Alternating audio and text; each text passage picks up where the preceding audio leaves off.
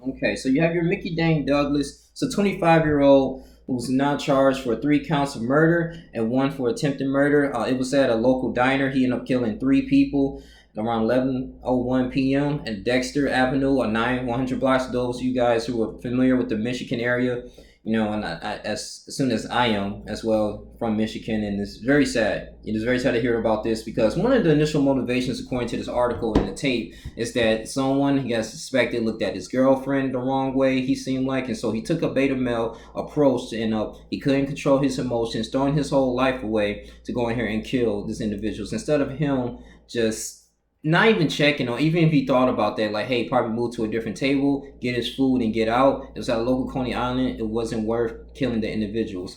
And at the same time, here, he was on parole, and he was about to, he was really just doing everything he can. And I guess in particular, he was an outstanding, performance, or whatever, and doing the requirements for him to get out during his parole officer. But what he ended up doing, he threw all that away, his whole future away, for killing innocent people because they looked at his girlfriend the wrong way. And so this is a very toxic behavior here. In the city of Detroit, we so many things that we have to, really take account of. Of course, it's the crime, but most importantly is the mentality of our young men, the loss of hope and opportunities that goes on here in the city. It's innocent people like, Brian Jackson, Courtney Willis.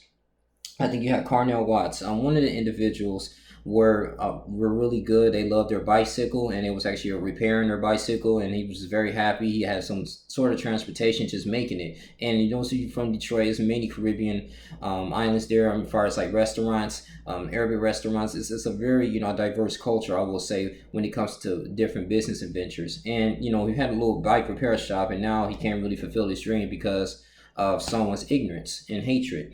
And the thing is, you do a little bit more research on your Mickey Dane Douglas. In 2012, 2013, he was charged for armed robbery. Okay. And he was later left off on parole based on good behavior and doing the necessary requirements for the officer. But, inside the restaurant, the officer discovered 2 more men and a surviving victim with apparent gunshot wounds. 3 victims were pronounced dead at the scene of the multiple gunshot wounds, and the medics transported the surviving victim the treatments of his injuries. So he's been, like I said, charged with 3 counts of first-degree murder, 1 count of assault with intent to murder, 1 quart of a felony possession of firearm. Right now, he's in held in court. He's been there since 10 o'clock p.m. at 36th District Federal Court.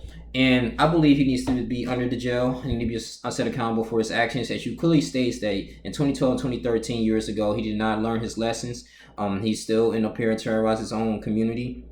And the fact that you go into a diner, an area where people are eating and conversating, and it's supposed to be a safe environment, you don't think anyone, that's looking around will go ahead and shoot and kill you for just a misunderstanding. And this is something that, we really have to eliminate. Some of these people are kind of lost, man. It's just a very toxic and devilish behavior here, and just young men just can't control their emotions and throwing their whole lives away and not really looking at the big picture. Like, is it worth it? Can I invest in myself? Can I participate more in self-development? Why do I have to go in and kill my own brother? So we're not really restoring to my brother's keeper here. And it's just something that, Mike Doug, and I feel like the mayor needs to do some type of program, so some type of association here, to help for the city, because at this particular moment, the good productive people, they're going to feel like it's not conducive for them to stay in this particular area, in Detroit, and therefore, you're just moving out. I mean, a lot of individuals out there, they may have potential to actually be successful in the city of Detroit, but they can't come on and be successful because they feel like, oh, they never know when it's the last time they're going to, see their families, or when it's the last time they're going to, take that breath in, the inner body, and just walk around and just be a productive citizen in society without being slain. It's a lot of it's mentality issues, which I can say from personal experience, being robbed there and back in 2015, that mess with you mentally. It really puts you in a mind state like, damn, like, am I, a victim here, or is my life in danger? Just mind your own business. It's people that's just getting killed, like even in Chicago, any major cities. And I know that we might have some type of mentorship programs, but everyone just can't be saved in this particular moment here. But this is all I really have to say. So justice for those 3 individuals: Courtney Willis, Brian Jackson, Carnell Watts. I'm very sad to hear about this, but it's your boy Lee Jr. You guys between like, comment, subscribe, and share this video. So as black men, you know, we can sometimes be our own worst enemies, but we're gonna have to address this, you know, black on black crime that's happened to us, and that's our reality on a day-to-day basis. I'm out. Deuces.